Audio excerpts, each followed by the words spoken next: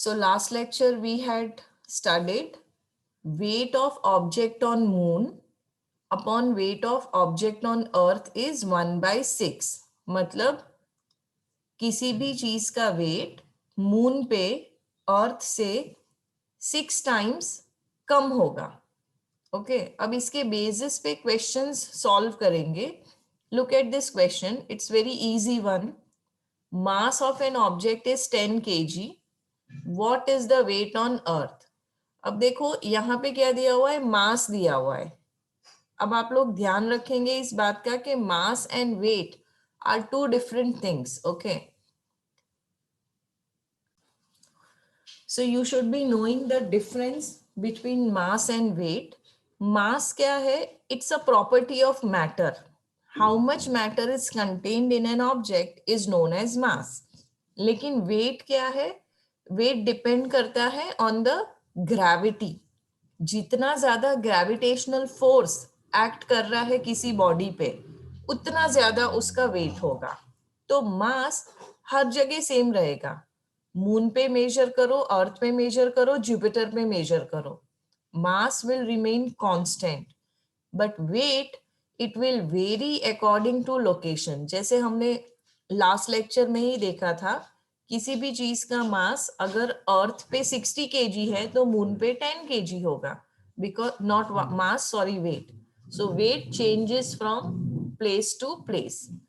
Okay, mass can never be zero. Some amount of matter is definitely going to be there. पर weight zero हो सकता है if there is no gravity acting on the object. जैसे कि जब वो space में है तो there is no gravity acting, तो उस वक्त उसका weight zero हो जाएगा. आगे जाके हम buoyant force के बारे में पढ़ने वाले हैं, तो वहां पे भी आपको पता चलेगा कि जब आप कोई भी चीज को पानी में डालते हो वो हल्की हो जाती है.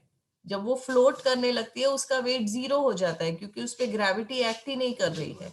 ओके तो एक बात ध्यान में रखेंगे, वेट चेंज हो सकता है, मास कांस्टेंट रहेगा. So same thing over here, mass does not change but weight can increase और decrease depending upon the gravity. Mass scalar quantity है. आप उसको ऊपर के डायरेक्शन में मेजर करो, नीचे के डायरेक्शन में मेजर करो, it will measure the same value. उसका मैग्नीट्यूड ही है, डायरेक्शन नहीं है उसका. बट वेट वेक्टर क्वांटिटी है क्योंकि अर्थ का जो सेंटर ऑफ ग्रेविटी है उसकी तरफ वो फोर्स काम करता है. So suppose if this is your object, this is your object, ये फोर्स है, मतलब जो आप वेट बोल रहे हैं, weight is actually the force of gravity. तो it has to be measured in this direction. अगर आप दूसरे डायरेक्शन में मेजर करोगे the value will change. Mass can be used, mass can be measured using an ordinary balance. जैसे जब सब्जी वाला सब्जी बेचने आता है, फल बेचने आता है, तो वो क्या यूज करते हैं? 2 pan बीम बैलेंस यूज करते हैं. तो वो लोग मास मेजर करते हैं. लेकिन अगर आपको वेट मेजर करना है तो आप स्प्रिंग बैलेंस यूज करेंगे. स्प्रिंग बैलेंस क्या होता है? अगर घर में गैस सिलेंडर है, जब नेक्स्ट टाइम वो डिलीवरी करने आए तो देख लेना उनके पास होता है. व्हाट दे हैव इज, यहाँ पे एक स्केल होता है, यहाँ पे एक हुक होता है और यहाँ पे स्प्रिंग होता है. तो जैसे ही आप उसको, और यहाँ पॉइंटर होता है, तो जैसे ही आप यहाँ पे कोई ऑब्जेक्ट लटकाओगे ये नीचे आ जाएगा और वो जो पॉइंटर है वो मूव करेगा. तो suppose pointer is pointing eight 50, तो मास है 50 kg. समझ में आई आपको? मैम भंगार वाले के पास भी होता है. हाँ करेक्ट, भंगार वाले के पास भी होता है. ओके सो स्प्रिंग बैलेंस से यूज मेजर करेंगे इसको, ऑर्डिनरी बैलेंस से मेजर करेंगे. इसके यूनिट्स हो जाएंगे grams and kilograms. SI unit है किलोग्राम और इसका यूनिट होगा न्यूटन, क्योंकि ये फोर्स है ना, तो इसका यूनिट क्या हो जाएगा? न्यूटन हो जाएगा. और फोर्स है इसलिए उसका फॉर्मूला क्या होता है? m into a. अब the acceleration is due to gravity, तो यहाँ पे इसका फॉर्मूला हो जाएगा mg. लेकिन यूनिट क्या हो जाएगा? यूनिट हो जाएगा न्यूटन, या तो आप लिख सकते हैं kg मीटर पर सेकेंड स्क्वायर. क्योंकि मास का यूनिट है केजी और जी का यूनिट है मीटर पर सेकेंड स्क्वायर। समझ में आया आपको? तो ये मास और वेट के यस मैम। मास और वेट के डिफरेंसेस याद रखना। तो यहाँ पर देखिए mass of the object is 10 kg, तो उसका वेट कितना रहेगा? तो weight, we just said that weight is a force. तो अगर वो फोर्स है तो फोर्स का फॉर्मूला क्या रहता है? फोर्स का फॉर्मूला रहता है मास इनटू एक्सिलरेशन। तो इसी तरह से वेट का फॉर्मूला रहेगा m into g, acceleration due to gravity.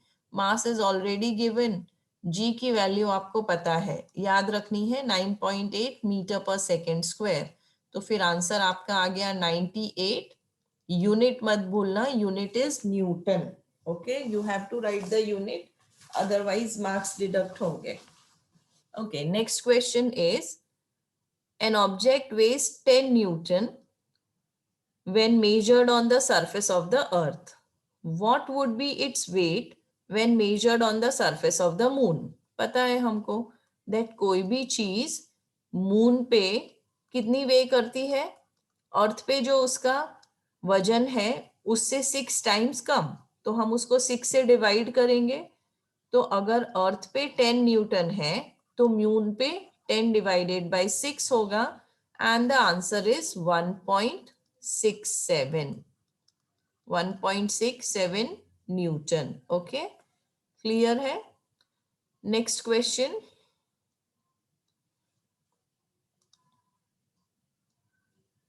What is the difference between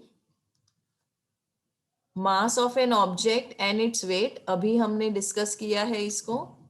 Why is the weight of an object on the moon 1/6 the weight of the earth?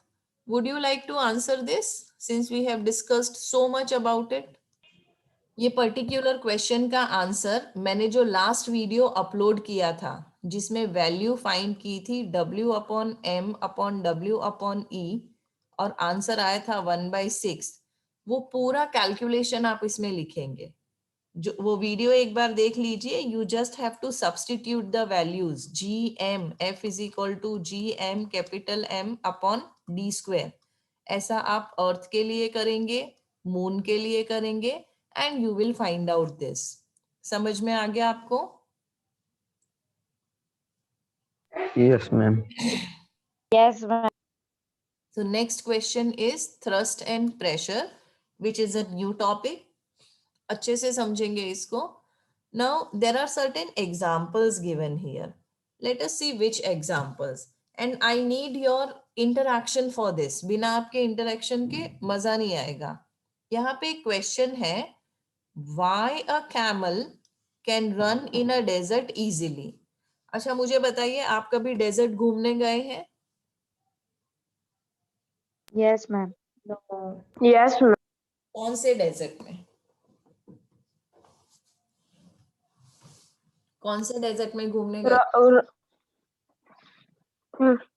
Ma'am Rann of Kutch. Very good, Rann of Kutch, और this is the best time to visit it. अभी वहां पे रणोत्सव चल रहा होता है। अच्छा मुझे बताओ, रेत में जब दौड़ने की कोशिश करते हैं तो क्या होता है?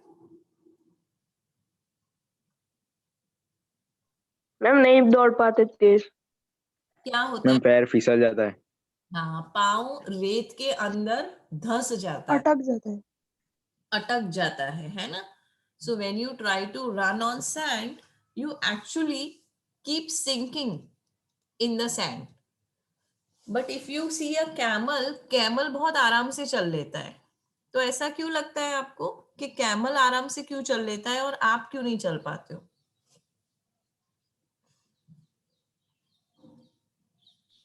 मैम कैमल सिंक की जैसे चलता है, पैर ऊपर नीचे करके। कैमल के पाँव कैसे होते हैं? So if you see the camel's feet here, you will see that उसको जो रेत में रखा ना तो वो बहुत अंदर नहीं गया। देखो, the amount of sand displaced is less, कम रेत को डिस्प्लेस किया उसने, मतलब ये बहुत ज्यादा रेत के अंदर नहीं गया है। एक और पिक्चर देखेंगे इसका from the wait.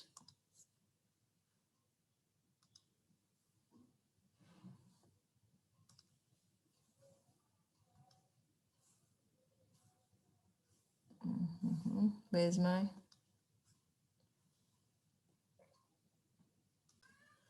so again see there is one more picture of camel. इसके फीट को ध्यान से देखिए, ये बहुत ही फ्लैट है, पैडेड है एंड दे आर बिग.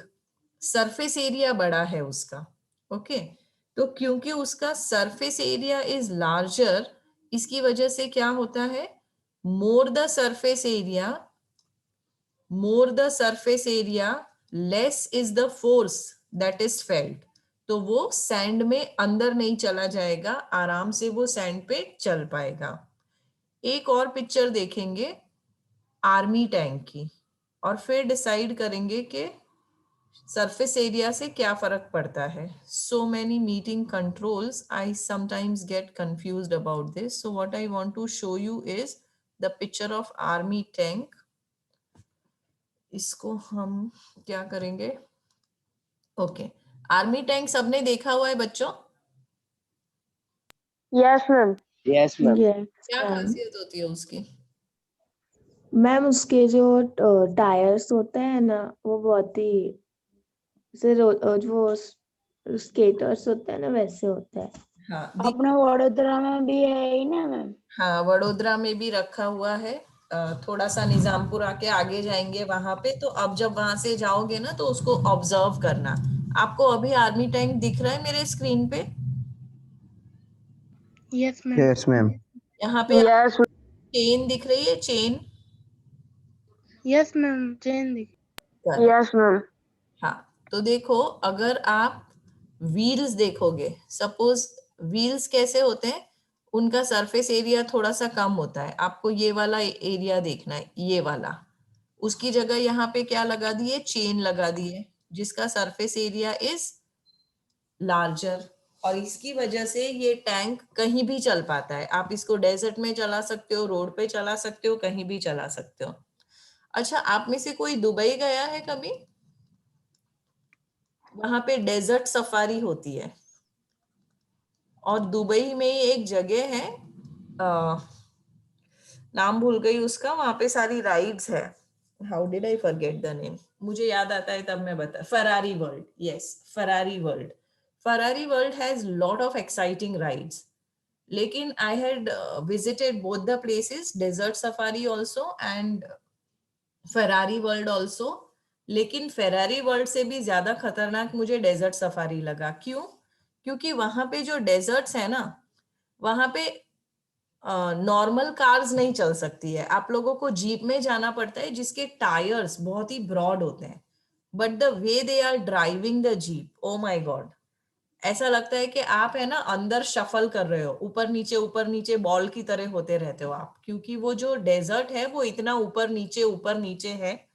पर जो वहाँ के ड्राइवर्स हैं, दे आर रियली एक्सपर्ट. अगर मैं सेम चीज वहां ड्राइव करूं तो कार पलट जाएगी, उनकी नहीं पलटती. तो वहां पे भी एक बार कभी वीडियो देखना डेजर्ट सफारी का, और वहां पे क्या ध्यान से देखना, जो वो लोग जीप्स यूज कर रहे हैं उसके टायर को ध्यान से देखना. कैसे होंगे टायर, बता सकते हैं कुछ ये डिस्कशन के बेसिस पे? कैसे होंगे उसके टायर? बड़े ma'am. Ma'am wider. Yes ma'am बड़े होंगे. करेक्ट, उसके जो टायर हैं वो बहुत ही ब्रॉड होते हैं. And now we know why. तो आज इसी के बारे में पढ़ेंगे, थ्रस्ट एंड प्रेशर के बारे में पढ़ेंगे आज. So let us come back to our textbook. बाकी सारी चीजों को बंद कर देते हैं. Okay so we are going to study. Screen share हो रही है या नहीं No, ma'am. No, ma'am. अभी? हुई ma'am. Yes, ma'am. Yes, ma'am. हो गई. So we are studying about thrust and pressure today, and we are trying to discuss various examples. Army tank का example discuss किया, camel का example discuss किया, ठीक है. And we discussed कि army tank इतना ज्यादा weight होता है उसका, thousands of tons उसका weight होता है, फिर भी एक continuous chain है जिसकी वजह से वो उस पे रेस्ट करता है और गिर नहीं जाता. सिमिलरली अगर आप ट्रक और बस देखेंगे तो उसके टायर्स वाइड होते हैं। और तो ये सब क्यों होता है? ये सब इसलिए होता है क्योंकि सरफेस एरिया इंक्रीज करना है। What about the cutting tools? आप नाइफ ले लो या तो नेल ले लो, ये सारी चीजें बहुत ही पॉइंटेड होती हैं, इनके एजेस शार्प होते हैं। तो क्यों ऐसा होता है? यहाँ पे हम सरफेस एरिया कम करने की कोशिश कर रहे हैं। तो देखो, दो एग्जाम्पल्स देखे हैं हमने। सरफेस एरिया हम ज्यादा कहाँ करने की कोशिश करते हैं? जहां पे हमको फोर्स कम करना है। So when you want to decrease force, you have to increase surface area. And when you want to increase force, you have to decrease surface area. जैसे मुझे चाकू से कुछ काटना है तो मुझे कम जोर लगा के जल्दी जल्दी काटना है, तो चाकू कैसा होना चाहिए? धार वाला। उसकी जो एज की सरफेस एरिया है वो बहुत ही कम होनी चाहिए, तो चीजें फटाफट से कट जाएंगी। So there is some relationship between surface area and force. इसी तरह से तो फोर्स तो हमको पता है क्या होता है। Now let us understand the concept of thrust and pressure. So let us understand what is the concept of thrust and pressure.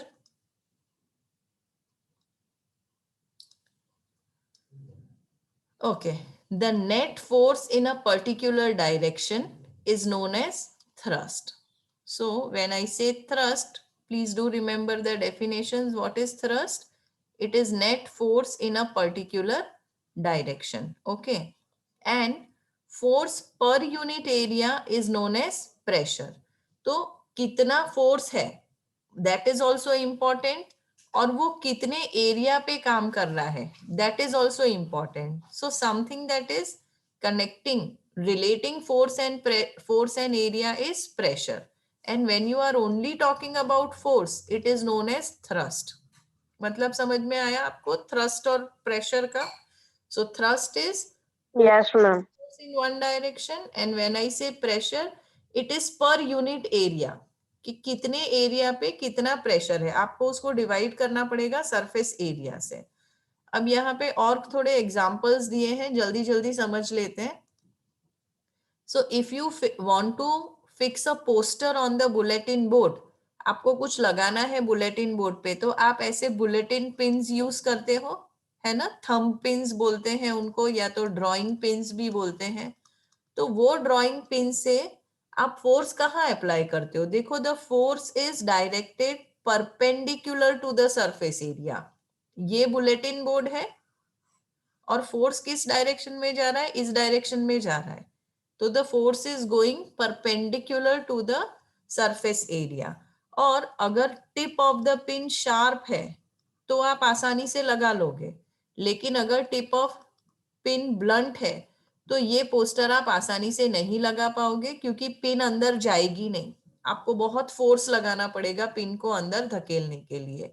सो मतलब क्या हुआ? मतलब ये हुआ सरफेस एरिया अगर कम है तो आपको फोर्स ज्यादा लगाना पड़ेगा, अगर पिन शार्प है तो आपको फोर्स कम लगाना पड़ेगा क्योंकि सरफेस एरिया कम है। Okay, let us see other examples if they are given here. There is one more situation 2. Situation 2 में क्या लिखा हुआ है? जब आप सैंड पे खड़े होते हो तो आपने बोला कि आप अच्छे से चल नहीं पाते हो, दौड़ नहीं पाते हो, आप अंदर चले जाते हो, your feet goes deep into the sand. लेकिन अगर आप सैंड पे लेट जाओगे तब क्या होगा? तभी भी आप अंदर घुस जाओगे या तब ऐसा? No, ma'am. तब ऐसा नहीं होगा। No, ma'am. जब आप लेटे हुए हो you are like this. Okay, तो यहाँ पे देखो surface area is more, so you will not sink, go deep in the sand. पर यहाँ पे surface area is less, so you will sink in the sand. Okay, तो same चीज आपको ध्यान रखनी है कि जब आप खड़े हुए हो तब क्या हुआ? तब weight of your body is exerting a lot of force on sand, इसलिए आप अंदर जा रहे हो, यहाँ पे force is more। बट जब आप लेटे हुए हो at that time the force is less, तो आप अंदर नहीं घुस जाते हो, आप आराम से सैंड पे लेट सकते हो। ऑलवेज रिमेंबर कि फोर्स एक वेक्टर क्वांटिटी है and it is always acting vertically downwards. Okay, it is acting perpendicular to the surface of the sand. तो इसीलिए जब खड़े हुए हो तो अंदर जाओगे, जब खड़े हुए हो तब क्या हो रहा है, the weight of your body, that is a force, is acting on an area which is equal to the area of the feet, और वो देखो इतना ही है, तो फोर्स ज्यादा है और सरफेस एरिया कम है। सरफेस एरिया कितना है यहाँ पे, contact area of your whole body, तो यहाँ पे वो इतना ही है, पर यहाँ पे देखो बढ़ गया, तो फोर्स क्या हो गया, कम हो गया, क्योंकि फोर्स तो उसी डायरेक्शन में जा रहा है अभी, it is going perpendicular, but because the surface area has increased, the effect of force has decreased. So the effect of force of the same magnitude on different areas are different. चाकू है, चाकू से अगर आप एक तरफ से काटने जाओगे तो कटेगा, पर दूसरी तरफ से नहीं कटेगा, जो ब्लंट एंड है ना, वहां से आप चीजों को काट नहीं पाओगे। So in above cases thrust is the same but effects are different. यहाँ पे भी सेम थ्रस्ट है, यहाँ पे भी सेम थ्रस्ट है, पर यहाँ पे प्रेशर कम है, यहाँ पे प्रेशर ज्यादा है। तो दो चीजों के बारे में हम बात कर रहे हैं, thrust and pressure. Thrust is effect of force and when I say pressure, it is thrust upon area, और you can say force upon area. तो फोर्स का यूनिट है न्यूटन, एरिया का यूनिट है मीटर स्क्वायर, तो pressure का unit हो गया newton metre, newton per metre square, and it can also be called as Pascal. आप न्यूटन मीटर स्क्वायर लिख सकते हैं या पास्कल लिख सकते हैं, it is one and the same thing. समझ में आया आपको? yes or no? Yes, ma'am. We still have 5 minutes, एक न्यूमेरिकल देख लेते हैं जल्दी से। यहाँ पे देखिए आपके पास एक वुडन ब्लॉक है, अब ये wooden block is actually a cuboid, ठीक है, तो क्यूबॉइड की कितनी साइड्स होगी, आपके पास लेंथ होगा, ब्रेड्थ होगा और हाइट होगा, तो L, B एंड H। अब ये क्यूबॉइड को हमने अलग अलग तरीके से रखा है। एक बार हमने ऐसे रखा जहां पे सरफेस एरिया कितना हो रहा है 20 एंड 10, खड़ा करके रखा उसको, और एक बार हमने उसको लेटा दिया, तो सरफेस एरिया कितना हो रहा है 20 इंटू 40। इतना समझ में आया? सिचुएशन समझ में आई आपको? Yes. ठीक। Yes, अब ये ब्लॉक ऑफ वुड को हमने कहाँ रखा है, टेबल पे रखा है, and the dimensions are given here 40 into 20 into 10। आपको प्रेशर फाइंड करना है केस ए और केस बी दोनों में। तो प्रेशर कैसे फाइंड करोगे in case A and case B, देखो। Okay, so just a minute. Okay, so let us see how to find pressure. Now in question it is mentioned that ये जो wooden block है इसका mass है 5 kg. So mass is 5 kg और dimensions इतने हैं। अब हम अलग अलग cases में देखते हैं कि क्या हो रहा है। So for the case 1, देखो in any case thrust तो same रहेगा, F is equal to m into g, तो force कितना रहेगा इसका 5 into 9.8, that is 49 न्यूटन्स। अब हम केस ए लेते हैं जहां पे कौन से डायमेंशंस है 20 इंटू 10। अब यहाँ पे ध्यान रखो कि ये सेंटीमीटर है, तो 20 सेंटीमीटर को आपको पहले मीटर में कन्वर्ट करना पड़ेगा, एसआई यूनिट। तो जब आप 20 सेंटीमीटर को मीटर में कन्वर्ट करते हो यू मल्टीप्लाई बाय 100, पर यहाँ पे 20 सेंटीमीटर स्क्वायर है जिसको आपको मीटर स्क्वायर में कन्वर्ट करना है, तो आप किससे मल्टीप्लाई करोगे, आप मल्टीप्लाई करोगे 10,000 से, पर वो बाद में करेंगे, पहले क्या करेंगे, एरिया फाइंड कर लेते हैं. So see how to find area. L into B, जो भी डायमेंशंस दिए हुए हैं, सो दैट इज 20 इंटू 10. तो आपका आंसर आया 200 सेंटीमीटर स्क्वायर. पर इसको हमको कन्वर्ट करना पड़ेगा मीटर स्क्वायर में. तो किससे डिवाइड करेंगे, 4 जीरो से डिवाइड करेंगे. तो आपका आंसर आ जाएगा 0.02 मीटर स्क्वायर. इतना क्लियर है कि कुछ डाउट है? यस मैम क्लियर है. ओके. तो अब आपके पास फोर्स है, एरिया है, तो प्रेशर फाइंड कर सकते हो, force upon area. So 49 divided by, या तो ये 0.02 है, एक काम करो इसको डिवाइड ना ही करो, अभी ऐसे रख दो इसको for simple calculations. So this will become 49 multiplied by 20. ठीक है. So now it becomes easier. आपको क्या करना है, 49,000 को 2 से डिवाइड कर देना है. So then it becomes easier. Okay. Calculation